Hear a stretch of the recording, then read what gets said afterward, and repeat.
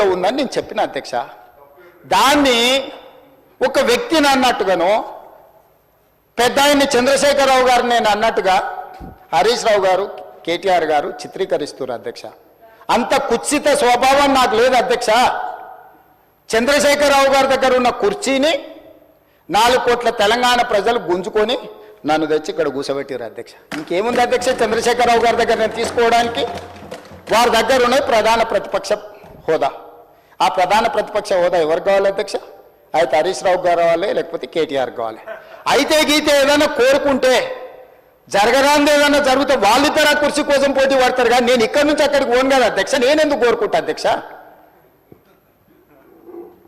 ఇది simple logic కదా అధ్యక్ష. నాకెందుకు ఆపాదిస్తున్నారు అధ్యక్ష అట్లాంటి తప్పుడు మాటలు అన్నిటినీ? నేను అట్లా కోరుకుంటలేను అధ్యక్ష. 100 సంవత్సరాలు ఆయురారోగ్యాలతో చంద్రశేఖరరావు గారు ఉండాలి. వారు ఆ ప్రతిపక్షంలో అట్లనే ఉండాలి, నేను ఇక్కడనే ఉండాలి. వారు సూచనలు చేస్తూనే ఉండాలి, నేను మంచి పరిపాలన అందిస్తూనే ఉండాలి. మా ఆర్థిక మంత్రి గారు మాకు నిధులు అందిస్తూనే ఉండాలి అధ్యక్ష. ఇది మా ఆలోచన అధ్యక్ష. ఇది మా భవిష్యత్ కార్యాచరణ. నేనెందుకు కోరుకుంటా అధ్యక్ష? నాకెందుకు? వాళ్ళు సరిపోను అన్నట్టు మళ్ళీ నేను కావాలా? వాళ్ళ ఇంట్లోనే పోటీలు పడుతారు నలుగురు. ఎవరు అందులోకి రావాలో? మా మిత్రుడు మహేశ్వర్ రెడ్డి గారు కూడా ఉన్నారు.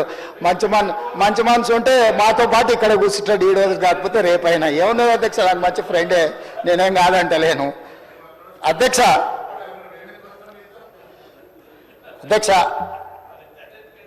10 సంవత్సరాల వాళ్ళ పరిపాలనలో ఈ తెలంగాణ రైతాంగానికి జరిగిన సంక్షేమం కానీ, అభివృద్ధి కానీ, చేసిన రుణమాఫీ కానీ, లేకపోతే కొనుగోలు చేసిన వడ్లు కానీ, కందులు కానీ, పత్తి కానీ, మిర్చి కానీ, పసుపు కానీ, సోయాబీన్ కానీ, ఏ పంటల గురించి అయినా, పండించిన పంటల గురించి, లేకపోతే కొనుగోలు చేసిన పంటల గురించి, లేకపోతే విధానపరమైన నిర్ణయాలు అగ్రికల్చర్ పాలసీ గురించి కానీ, ఎనర్జీ పాలసీ గురించి కానీ, ఇంకేదైనా పాలసీ గురించి కానీ, రైతుల గురించి ఎప్పుడైనా మేము చర్చకు సిద్ధంగా ఉన్నాము. చంద్రశేఖరరావు గారిని తారీఖు చెప్పమని నేను మా సంబంధిత శాఖ మంత్రులను రిక్వెస్ట్ చేస్తూ, తమరిని కూడా నేను రిక్వెస్ట్ చేస్తున్నా.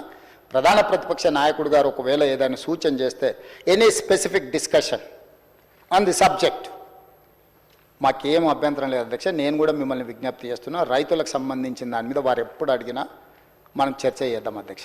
అదేవిధంగా అధ్యక్ష, మహిళలు ఆడబిడ్డలు ఆశీర్వదించి రేవంత్ అన్న అని పెద్దోళ్ళు మా బిడ్డ, మా పిల్లగాడు, మా ఇంట్లో పిల్లగాడని అనుకోవడం వల్లనే ఈరోజు నేను ఇక్కడికి వచ్చిన అధ్యక్ష. ఆడబిడ్డల ఆశీర్వాదం లేకుండా ఈరోజు నేను ఇక్కడ లేను, మా ప్రభుత్వం లేదు.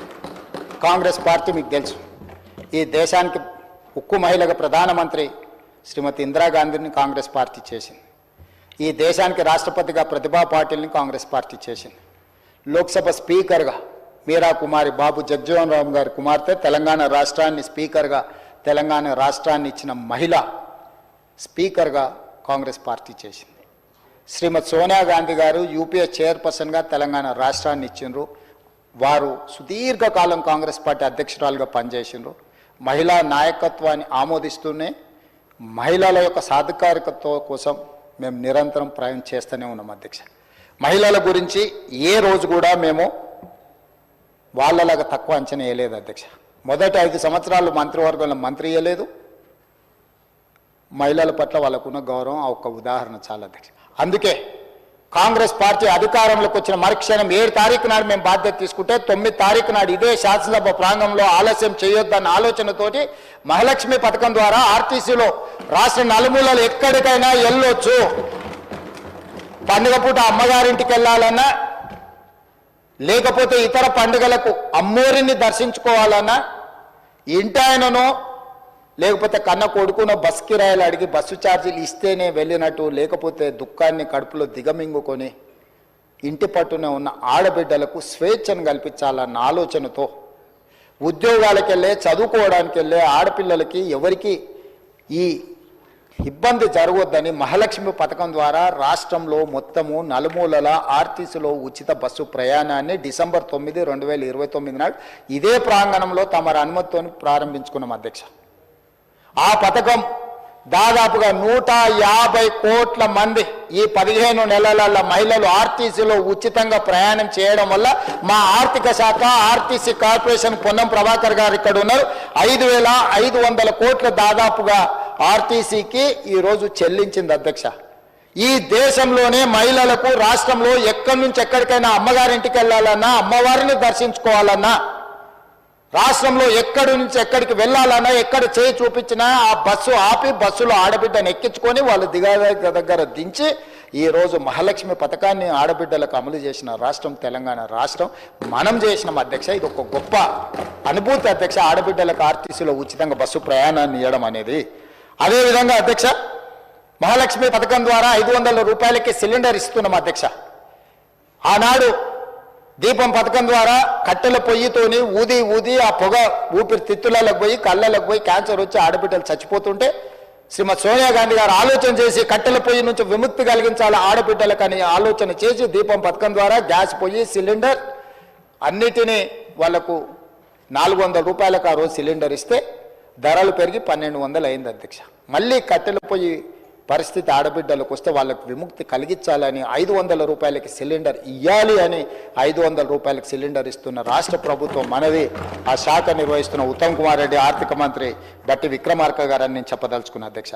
ఇదే కాదు, ఈరోజు పేదలకు వ్యవసాయానికి ఉచిత కరెంటు, మరి పట్టణాలలో లేకపోతే గ్రామాలలో ఉన్న పేదలు ఉచిత కరెంటు ప్రయోజనం మాకు రావడం లేదు, మీరు చూడాలి అని అంటే ప్రతి పేదవాడి ఇంటికి 200 యూనిట్ల వరకు ఉచితంగా కరెంటు ఇవ్వాలి అని చెప్పి ఈరోజు 50 లక్షల కుటుంబాలకు ఈరోజు 200 యూనిట్లు ఉచిత కరెంటు ఇవ్వడం ద్వారా ప్రతి పేదవాడి ఇళ్లలో వెలుగులు అందిస్తూ దాదాపుగా 1775 కోట్ల రూపాయలు గృహజ్యోతి పథకం ద్వారా ఈ ఉచిత పథకాన్ని ఈరోజు పేదలకు అందుబాటులోకి తీసుకొచ్చి ఆడబిడ్డల కళ్ళల్లో వెలుగులు చూస్తున్నాం అధ్యక్ష. ఇది మా ప్రభుత్వం సాధించిన విజయం. అదేవిధంగా 43 లక్షల మంది సిలిండర్లు ఈరోజు ఉపయోగించుకుంటున్నారు అధ్యక్ష. ఇదే కాదు, గ్రామీణ ప్రాంతాల్లో ఇప్పటి దగ్గర విద్య గురించి మాట్లాడిన వాటి గురించి మళ్ళీ వాళ్ళు ఉన్నప్పుడు చెప్తాను అధ్యక్ష. ఒక మాట చెప్పదలుచుకుంది, గ్రామీణ ప్రాంతాలలో తండాలలో గూడాలలో మారుమూల పల్లెల్లో డే స్కూల్స్ కావచ్చు, రెసిడెన్షియల్ స్కూల్స్ కావచ్చు, 29,000 పైచీలకు స్కూల్స్ ఉన్నాయి అధ్యక్ష. దాదాపు 5,000 పైచీకు స్కూళ్ళు సింగిల్ టీచర్ స్కూల్స్ ఆనాడు తండాలలో గూడాలలో వాళ్ళు మూసేసారు అధ్యక్ష. ఆ స్కూళ్ళు మూసేస్తే ఆ స్కూళ్లను ఎవరికో కాంట్రాక్టర్లు అక్కడ పనులు చేస్తుంటే ఆ స్కూళ్ళ నిర్వహణ సరిగ్గా లేకపోవడం వల్ల మహిళా సంఘాలకు ఆడబిడ్డలకు అమ్మ ఆదర్శ పాఠశాల పేరు మీద ఆ స్కూళ్ళ రిపేర్స్, రినోవేషన్, మెయింటెనెన్స్ మొత్తం ఆడబిడ్డలకు ఇచ్చి స్కూల్లో టీచర్లకు అక్కడ ఊడ్చేదానికి అటెండర్లు లేకపోతే ఆ డబ్బులు కూడా ఆడబిడ్డలకి ఇచ్చి ఈరోజు పాఠశాల నిర్వహణ ఆడబిడ్డలకు ఇచ్చినాం అధ్యక్ష. ఇదే కాదు అధ్యక్ష, రెసిడెన్షియల్ స్కూల్స్లో